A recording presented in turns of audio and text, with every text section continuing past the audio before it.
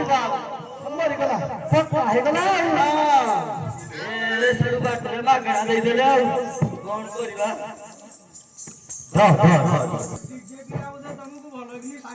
ହଁ ଆଜି ଦେଇଛି ପୁରା ଶାନ୍ତି କରି ଦେଇଛି ଆଉ ହଁ ହଁ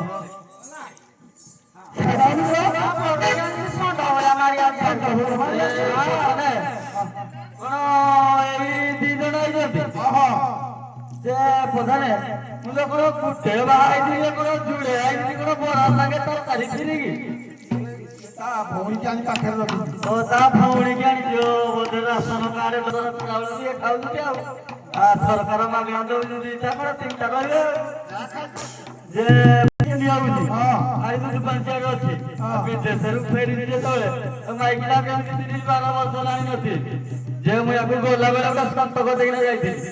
ଯଦି ସେ ସେଇଟା ଫେରେଇବ ମୁଁ ଜାଣିବି ଏଇଟା ଠିକ ବସିଲି ଆଉ ହଉ ଦେଖିବା